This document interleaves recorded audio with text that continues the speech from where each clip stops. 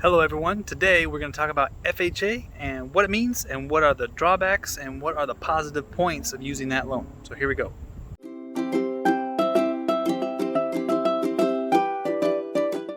So FHA loans, what are they? So they're a very common first-time home buyer type of loan. And why is that, you might ask? It is because the minimum required down is 3.5%. So it's a smaller down payment requirement. The debt to income ratios are higher on that loan product than on conventional loans, and it can only be used on a primary residence. So it's usually one of those things that kind of comes together for most people. Hey, I don't have to put a lot of money down. There is mortgage insurance on it, but the actual monthly rate on it is not that expensive compared to how much it can be with conventional if your credit's not so great. That's a good point to remember with that. There are some property restrictions. Usually the property needs to be in pretty good condition, and it mostly has to be no safety hazards. So it can't have broken windows. You don't want to have peeling paint on the outside. That one pops up a lot with FHA. But what it is exactly is it's a federally insured loan. So it's insuring the lender against default, not the borrower, not the person buying. But that's kind of the main things about FHA. Now, where I usually see FHA is just usually first-time home buyers. You're going out for the first time, you're looking to buy something. But that's not always the best one for some people. If you have a little bit more money, you have pretty good credit, you don't have a lot of debt, you can use a conventional loan. We'll talk about that in the next one. But for FHA, it has the highest debt to income ratio tolerance. So people that typically are just starting out, they're looking to buy their first home, they may not have a very big income. Wow, I guess that cloud just took over the sun there. They don't have a very big income, so it actually helps a lot to have that higher debt to income threshold when it comes to FHA. So that's usually what we go for.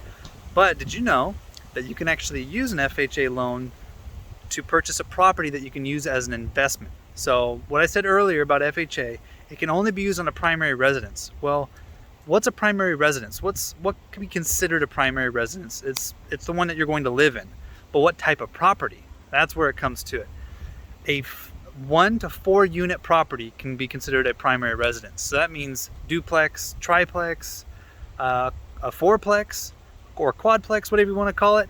You can use those as a primary residence. So you can use an FHA loan to buy a 4 unit property and live in one of the units, and you can rent out the other 3. That's one of the big advantages to an FHA loan if you want to start investing in real estate. Because you can get in with 3.5% down. There's no extra stuff required on the FHA loan.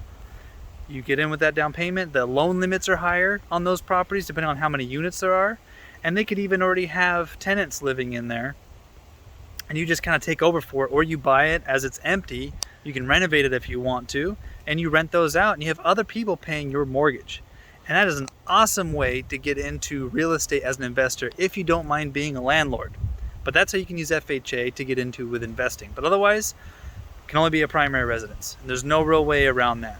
Now, if you have an FHA and you're moving to a new location, that's usually got to be pretty far away, more than 100 miles, you can actually use your FHA loan again because you're saying, hey, I'm buying another primary residence. But it's a good loan product. It's a good one for people. Usually the debt to income ratios are high, but the FICO scores, they're usually going to be as low as 580 in some cases, depending on the lender and what their overlays might be, but 580. So I mean, you can have very marginal credit and you still would be able to use an FHA loan. It's a great product. So those are the nuts and bolts about the FHA. It does have monthly mortgage insurance, but it also has upfront mortgage insurance that gets financed into the loan amount. That's 1.75% of your purchase price will come up as a premium. That's the premium that gets paid basically to HUD to help insure against default. So your loan amount is a little bit higher than you'd want it to be, but you're coming in with less than the average loan. So that's kind of where that cost and benefit is. Now, I've seen some people online say don't ever get an FHA loan because of these things, but with FHA loans, people who would never be able to qualify because of their debt are able to buy homes, and then they just work toward having equity and changing, paying some things off, whatever it has to be. Then they can always refinance into a conventional loan later, but it's a great starting point. So if you have any questions, please leave them down below. Please subscribe to the channel if you haven't already. But yeah, if you have any questions, just let me know. All right, that's today on FHA. Peace.